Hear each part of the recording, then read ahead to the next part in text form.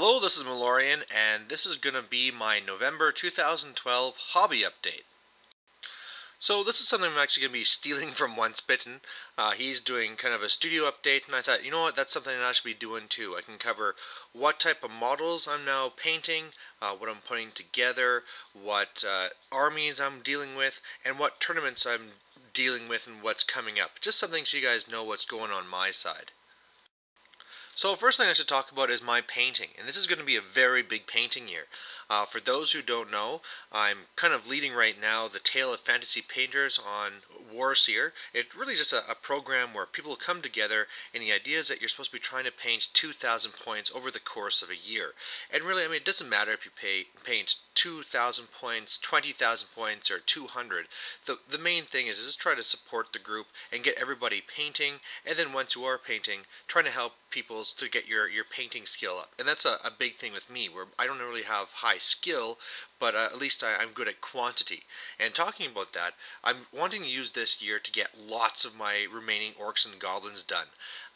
I have a whole schedule here that you can see up here in front of you, and I'm kind of sticking to it, kind of pushing farther, but it's really trying to make sure I'm just killing off a lot of the remainder of the orcs and goblins I have. So you can see in here I wanted to start with my 16 trolls. That has allowed me to use my troll horde, you've already seen. Then I got my rock lubbas and my river trolls going on with the board chariots. Actually, for this November, that's actually kind of changing because I kind of ran out of my blue that I need to do my river trolls, and I've already been kind of getting ahead of there anyway, but it looks like I'll be doing my night goblins this month. But then I'm going on to things like the Ragnarok, the Savage Orc Archers, really tons of night goblins I'm trying to get done this year, my boar boys, not the savage ones, but some regular ones I have, some more chariots, because I want to get my chariot army done, and then finally these orcs with the spears. And I just have a couple of pictures here to kind of show what they're going to be like. And, so far it's going great. I'm not a fantastic painter. I'm more just like painting to numbers is what I call it. Just making sure the right colors in the right areas. Then I just do a black wash over it. And even for the basing, what I like to do, which you can kind of see here is, I know it looks boring and it's just regular grass. But the main thing is that when it's down on the table, if it's regular grass on regular grass, it makes sense, as opposed to if it's a snow base or a bunch of skulls or a whole bunch of mixing like lava and stuff, and then it's on a grass field, it just doesn't really fit. So as boring as my stuff looks, I do it just because it looks more normal on a matte grass. I always love the work of others, but that's just the reason I do on this. And in the end, I'm just trying to go and paint all my orcs and goblins. At this point, I think I have about roughly, probably say like 5,000 or 6,000 points of orcs painted, and I would love to have all 10,000 points of what I own painted so I could, do a full 10,000 point battle with everything painted. So as far as my building goes, pretty much the big thing that I'm trying to make here is these orcs that have the shields and the spears. And the whole reason why I want to build these guys is, one, because it's a unit I don't have right now, but another reason is because I really like the idea of doing the whole Gorbad list. We have a whole bunch of orcs where everybody's biggin, so that would be pretty cool.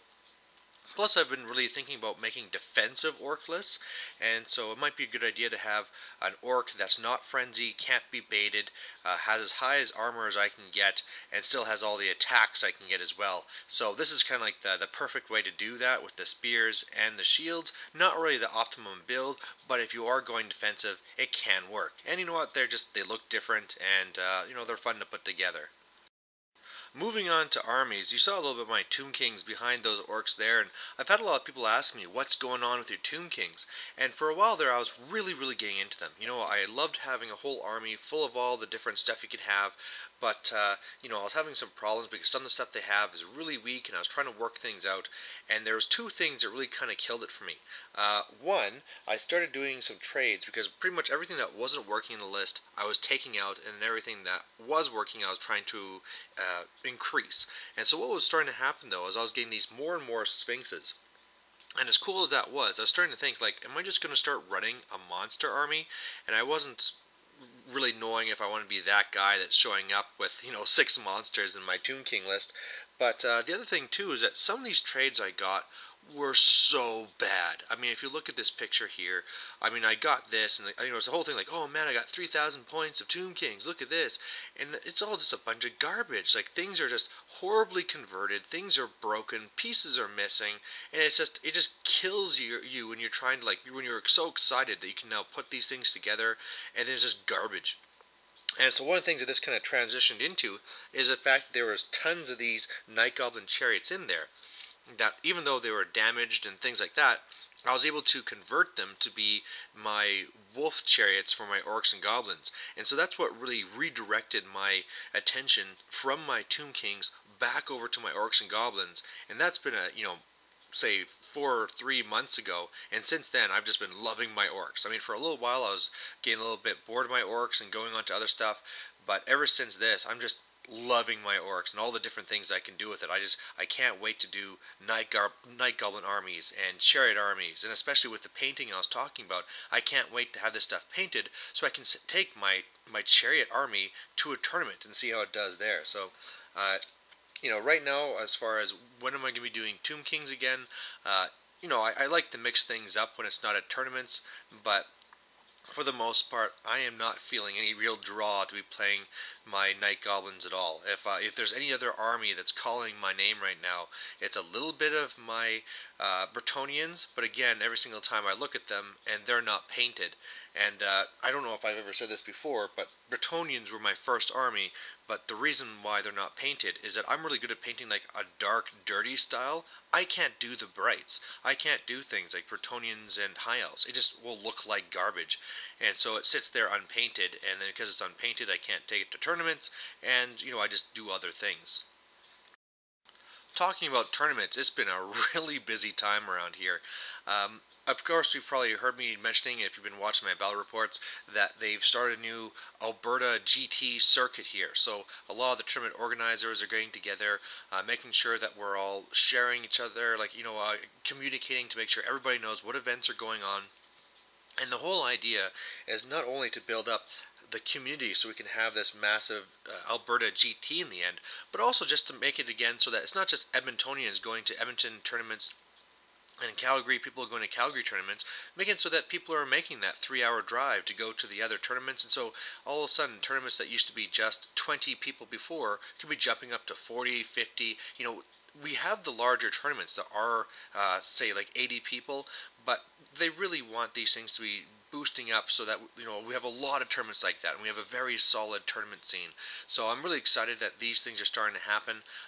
The one that I'm running is the Battle of the Beasts in March. It's a ways off, but I'm hopeful that where in the past I just people were going to the bigger tournaments. I was a small fish, and I might get 12, maybe 15 people. I'm really hoping to be up at 30 people now and be like a more of a medium to small size tournament, but just growing every single time.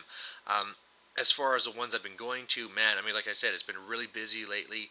Going to the one here in Calgary that I just was at, the Onslaught tournament. So fantasy was really busy. I just had the fantasy tournament that I just went to this weekend, and then the War Machine tournament, and then I'm also going to be running another War Machine tournament here on December 2nd. So this is the one where it's for the league that's around here, and so I'll be putting on a free tournament for people that's been doing that, taking part during the year, which is kind of unfortunate for a while because, in a way rather, because there's actually another tournament that's in Calgary that's using ETC rules. And I'm not really a big ETC fan, but just the fact that it's part of the GT circuit, and that however you do here gives you points going towards getting a spot in the final GT, and goes towards your provincial ranking and all this, I probably would have still gone. And it would have been interesting to see how I do in ETC rules, because I always have all these Europeans talking to me about ETC tournaments and all this stuff, what type of lists I'd be making.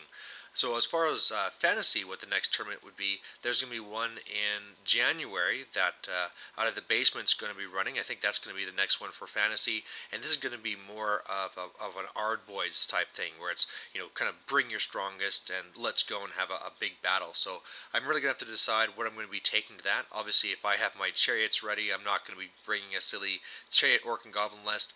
I don't even know how many points it is, but hey, who knows? I might be taking something like a double troll horde. We'll see how that goes. Or I might be going with a different army, right? I might bring out my lizardmen or something. But there you have it. There's my hobby update for November, and my plan is to be doing this every single month, just so that you know what I've been painting that month, what I've been building that month, and what tournaments I went to and are coming up. So there you go. Thanks for watching, and if you want to leave any comments, just leave them down below. Thanks. Bye.